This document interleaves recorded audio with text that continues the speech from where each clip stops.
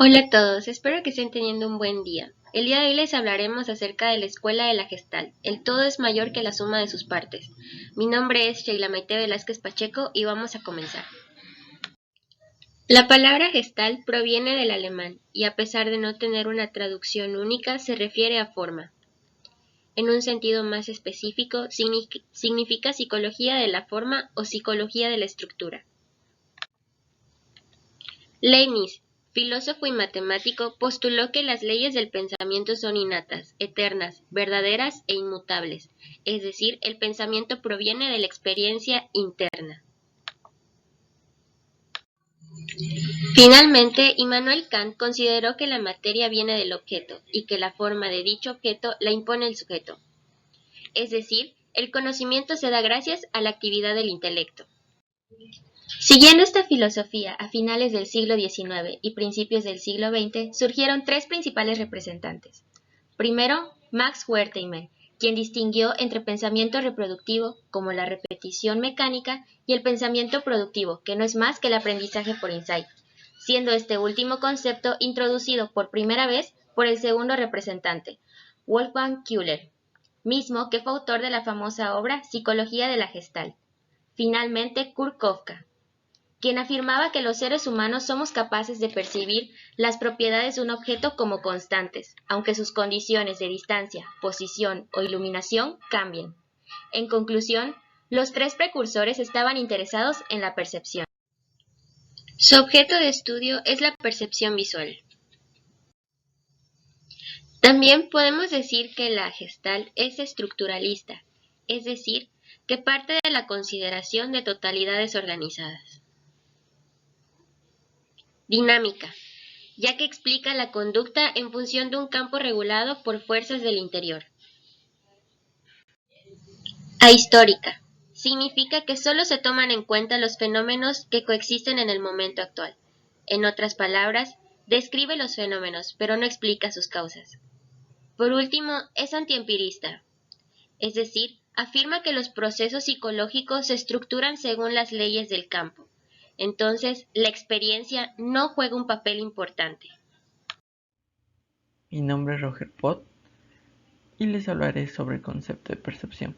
La percepción es el concepto más importante en la teoría de Gestalt porque mediante estas el individuo consigue obtener información y comprender el medio que lo rodea. De igual manera, mediante la reconstrucción de las percepciones se logra un aprendizaje. También hay que tener en cuenta que la percepción no es la misma para todos los individuos, sino de que cada individuo puede tener una percepción de un objeto diferente a la percepción que tiene otro individuo del mismo objeto, como podemos ver en los siguientes ejemplos. Aquí podemos distinguir dos ejemplos, uno en la vida cotidiana en el cual los niños a un mismo objeto distinguen dos diferentes formas. Algunos niños distinguen un perro y algunos niños distinguen un gato. En el ámbito de las matemáticas, al resolver un producto de binomios, algunos de los jóvenes logran distinguir que se puede resolver por medio de diferencia de cuadrados y algunos deciden realizar la multiplicación completa, un desarrollo completo. Aquí podemos ver las fases del insight, que primero vemos la problemática, la cual no podemos resolver, reestructuramos el problema y obtenemos una adquisición de comprensión después de reestructurar el problema al analizarlo de diferentes perspectivas y al final lo resolvemos con un aprendizaje por insight. Se presentan estos ejemplos, uno en la vida cotidiana en el cual a una señora que necesita reparar su ropa no le queda bien y tiene que analizar videos en internet para lograr repararlo de un método diferente.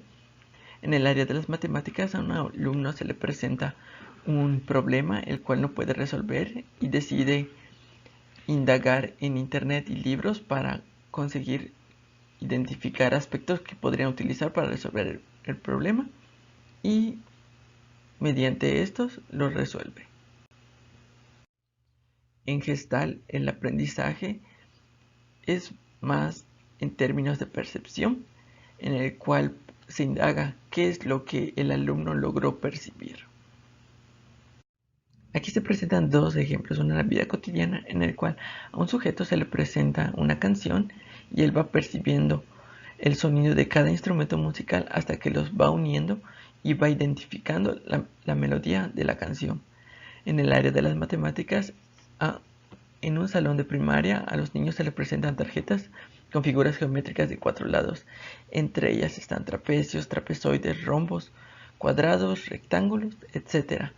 Y el profesor les indaga preguntándoles qué características de los cuadrados pudieron percibir, esperando que les respondan las características como la medida de sus lados son la misma, tiene 4 vértices, etc. Hola, soy Isaías López Tech y voy a hablar sobre los principios de organización perceptual, empezando entre relación entre figura y forma. Se establece que el cerebro no puede interpretar a la vez entre el objeto de la figura y un fondo. Como vemos en la primera imagen, podemos captar un gorila y un león o un árbol, dependiendo de la perspectiva. La buena forma es cuando el cerebro intenta este, darle una lógica o organizar los elementos de una imagen. Como vemos en la imagen de la derecha, cuando nosotros la vemos, tratamos de darle una lógica. El cierre es cuando nosotros agregamos elementos faltantes y, por ejemplo, en la imagen de la derecha vemos unos pentágonos negros y nosotros lo vemos como un balón de fútbol. Proximidad es cuando agrupamos eh, objetos cercanos y lo tomamos como una sola unidad. Semejanza es cuando el cerebro automáticamente agrupa términos ya sea por color o forma. Como vemos en el lado derecho, nosotros vemos grupos de círculos negros y círculos naranjas. Continuidad es cuando los elementos toman un camino y nosotros lo vemos como una unidad, como las líneas que van para arriba y lo vemos como una flecha. Movimiento de dirección común es cuando los objetos toman o parece que están tomando un camino ya sea lineal o en curva y nosotros lo vemos como un movimiento. Por ejemplo, los pájaros de abajo podemos ver como si estuviesen yendo a la izquierda. Simetría es establece que por el simple hecho de ser iguales o simétricos son una sola unidad.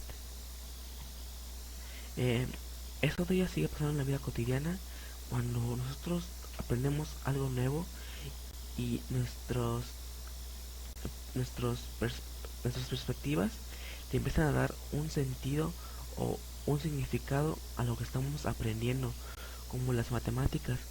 Nosotros a veces nos concentramos tanto en la parte procedimental que no entendemos la parte teórica.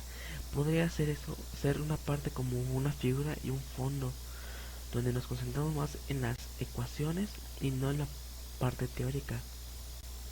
O cuando agrupamos términos comunes como x, y o los constantes. Eso sería como en semejanza.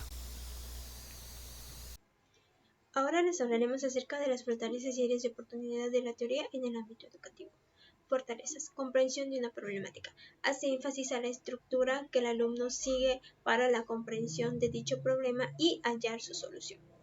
Pensamiento productivo. Esto habla acerca de la estructura que el alumno sigue para hallar la solución y comprensión del problema. Autoplanteamiento de desafíos. El aprendizaje es autónomo. Esto quiere decir que el alumno es quien se propone metas a alcanzar de acuerdo a sus habilidades y capacidades. Áreas de oportunidad. La teoría se basa en el individualismo. Como se mencionó antes, esta teoría es autónoma, es decir, uno aprende por sí mismo. Ser una persona sin expectativas quiere decir que una persona no comprende y no razona, por tanto, no tiene un aprendizaje. El problema de la experiencia previa. Si hablamos acerca de experiencia, esto llegaría como un conocimiento previo, es decir, una reestructuración de un conocimiento anterior. Importancia de la teoría de la Gestalt en el aprendizaje de las matemáticas. Parte del razonamiento y la comprensión para la resolución de ejercicios, esto haciendo énfasis en las capacidades del alumno, en cómo éste es capaz de estructurar dicho problema para llegar a la solución.